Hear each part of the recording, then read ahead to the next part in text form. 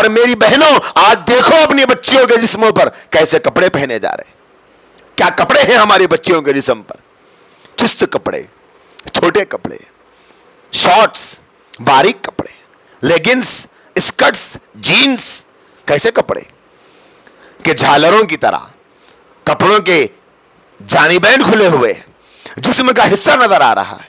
کیا آپ کو یہ برداشت ہوتا ہے کہ آپ کی بہن بیٹی کو, کہ آپ کے گھر میں رہنے والی آپ کی بیٹی کو یا خود آپ کو کوئی غیر محرم دیکھے؟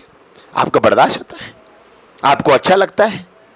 گھر کے باہر تو نکلتے ہیں بہت ساری عورتیں برقعے پہن پہن کر, ہاتھوں میں دستانے پہن کر, برقع کھینچ کھینچ کر, جسم کو ڈھانپ ڈھانپ کر, لیکن فنکشن ہالوں میں چلے جاؤ, دیکھو آپ ویٹروں کے سامنے کیسی بے پردگی.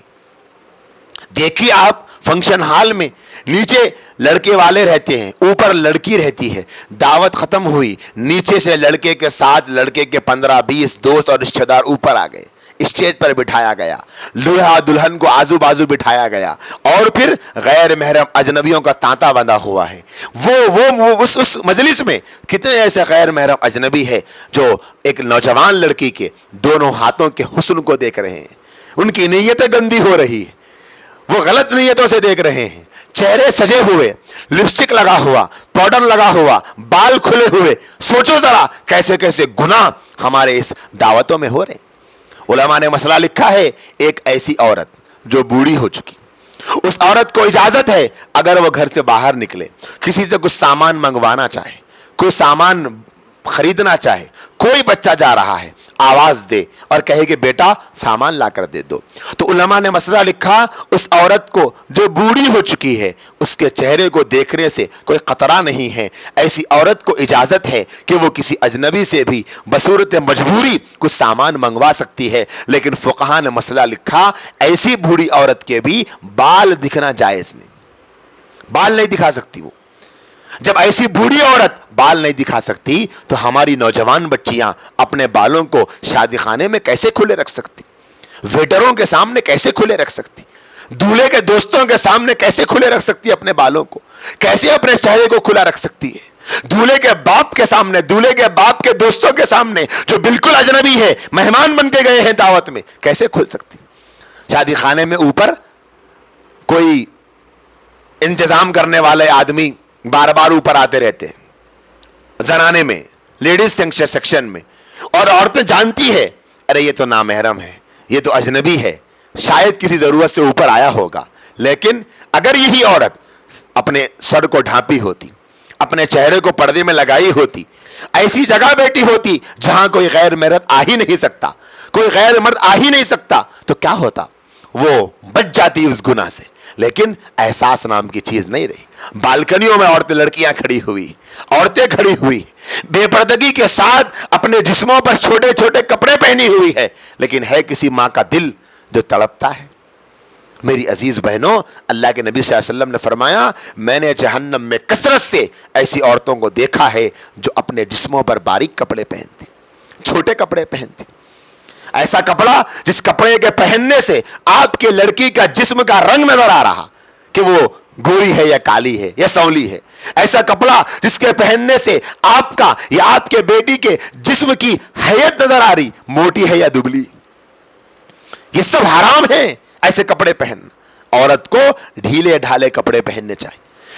ایسا کپڑا پہنے عورت جس کپڑے سے نہ اس عورت کے جسم کا رنگ نظر آئے, نہ عورت کے جسم کی ساخت محسوس ہو کہ وہ موٹی ہے یا دبلی ہے, کوئی جسم کا عضو ظاہر نہ ہو, ایسے ڈھیلے ڈھالے کپڑے پہننا چاہیے. لیکن ہو رہا یہ کتنے گھرانے ہیں, جن گھرانوں میں ہو رہا ہے وہ قابل مبارکباد ہے, لیکن جہاں نہیں ہو رہا ایسے چلے گا, قیامت تک ایسے چلے گا, موت تک ایسے چلے گا, کب تک آخر. میرا موضوع آج پردے کا نہیں ہے, ورنہ میں آپ کے سامنے اور بہت ساری باتیں کہنا چاہتا ہوں. ایک بات تو کہہ کر ہی آگے بڑھوں گا کہ جب انتقال ہو جاتا ہے کسی گھر میں کسی عورت کا, ہر کوئی آ کے دیکھ رہا, عورت کے انتقال سے مردوں کے دیکھنے کا کیا تعلق ہے. انتقال ہو گیا کسی خاتون کا تو اب گھر کے باہر ڈولا لگایا گیا, تخت پہ لٹایا گیا, اب اعلان کیا جا رہا کہ بھائی مردانے میں سے جو دیکھنا چاہ رہے آ کر جلدی سے دیکھ لیجئے, کیونکہ آپ کے دیکھنے کے بعد عورتیں دیکھنے والی ہیں. ارے اس عورت کو مردانے کے دیکھنے کا کیا تعلق ہے؟ وہ تو اجنبی اور نامحرم ہے، وہ کیسے دیکھ سکتے ہیں ایک عورت کو؟ اور ایک عجیب بیماری ہمارے اس معاشرے میں، بے دین معاشرہ کہنا چاہوں گا میں، جہاں اکثریت بے دینی کی وجہ سے آج ذلت کا سبق دیکھ رہی ہے. بے دینی کی وجہ سے اعلان کرتے ہیں کہ بھئی جو زندگی میں دیکھتے تھے انہوں چاہو شریف، جو زندگی میں دیکھتے تھے انہوں بھی نامحرمش تھے، جو زندگی میں آ کے خالہ سے بات کرتے تھے انہوں چاہو شریف. ارے بھئی جو انہوں زندگی میں ہی گناہ کر رہے تھے دیکھ کے، مرنے کے بعد کیسے دیکھ سکتے؟ یہ ہمارے معاشرے میں چل رہا. میری عزیز بہنوں، یہ بالکل غلط ہے، نہیں دکھا سکتے ایسا. جو محرم ہے بس وہی دیکھ سکتا ہے، نامحرم نہیں دیکھ سکتے. تو ہر ماں کو چاہیے کہ اپنے اندر ایک درد پیدا کرے، ایک فکر پیدا کرے. جیسے حضرت آدم نے اپنی اولاد کے جنتی اور جہنمی ہونے کو دیکھا تو ان کا دل کڑ گیا تھا، وہ رونے لگے تھے. ہر ماں کو، ہر باپ کو چاہیے اپنی اولاد کی ایسے فکر کرے، ایسے فکر کرے اپنی اولاد. اور ہر بہن یہ نیت کرے، اب تک جیسے کپڑے پہنے اب سے ڈھیلے ڈھالے کپڑے پہنوں. نیا کپڑا خریدوں گی، ڈھیلا ڈھالا خریدوں. ایسا کپڑا جو دکھنے میں بھلے فیشن کے مطابق نہ لگے لیکن رسول اللہ صلی اللہ علیہ وسلم کے فرمان کے مطابق، بھلے فیشن کے خلاف ہو لیکن نبی کے فرمان کے خلاف نہ ہو، ایسا کپڑا خریدوں گی. ہر بہن یہ نیت کرو، ہر بہن یہ بھی نیت کرو کہ اپنی بیٹی کو ایسے کپڑے پہناؤں گی جو رسول اللہ کے فرمان کے مطابق ہو، جو چست نہ ہو، جو باریک نہ ہو، جو چھوٹا نہ ہو، جس سے جسم کا رنگ نظر نہ آئے، جسم کا حصہ نظر نہ آئے. ایسے کپڑے پہناؤں گی میری بچیوں. اگر اب تک کسی نے پہن لیا توبہ کر لے، اللہ معاف کرنے والے ہیں. اور اگر کسی بہن کے پاس ایک دو بھی جوڑے ایسے نہیں ہیں جو ڈھیلے ڈھالے ہو تو وہ ایک دو جوڑے ڈھیلے ڈھالے سلا لے، پھر وہ پہننا شروع کرے. دھیرے دھیرے اللہ پاک کی مدد آئے گی اور آگے اور کپڑے خرید سکتے.